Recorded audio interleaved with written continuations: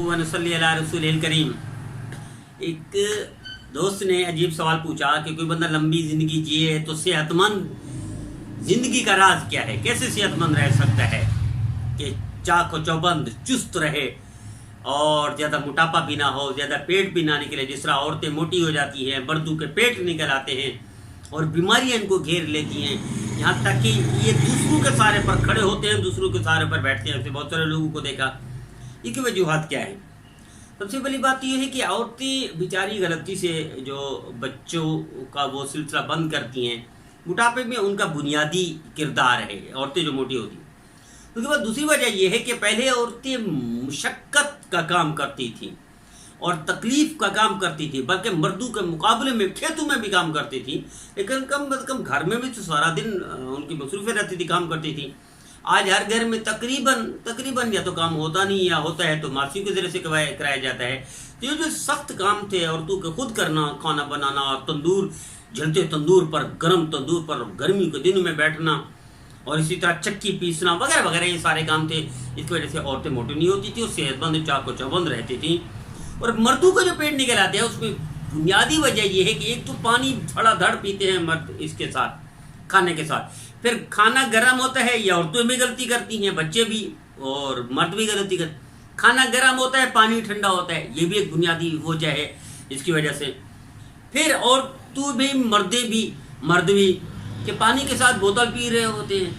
اچھا، پانی الگ ہے، بوتل ٹھنڈی الگ ہے، وہ کوک ہے یا پیپسی، اور کھانا الگ ہے، کھانے کا مزاج اور ہے، کوک پیپسی کا مزاج اور ہے، کھانے کا مزاج اور ہے یہ۔ پھر اسی طرح کھانا کھانے کے بعد یہ چلتے نہیں ہیں۔ رات کا کھانا رات کو 10 بجے 11 بجے 12 بجے 1 بجے کھائیں گے تو پھر سو جائیں گے۔ وہ جو چلنا تھا مردوں کا بھی عورتوں کا بھی، جو پیدل چلنا تھا، جو ورزش کرنی تھی، جو مشقت بھرے کام کرنے تھے، اب تھوڑی سی جگہ پر بھی چلتے ہیں، یا تو بائک پر جاتے ہیں یا کار پر جاتے ہیں۔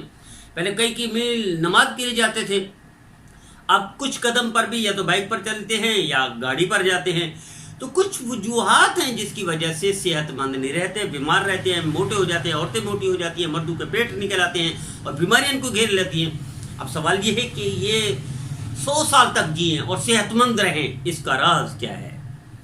اس کے لیے 4 چیزیں ہیں جو بندہ مستقل استعمال کرے گا، وہ زندگی جتنا جیے 100 سال جیے لیکن چاق و چوبند اور صحت مند رہے گا، بیماری سے محفوظ رہے گا۔ ان میں پہلی چیز زیتون ہے۔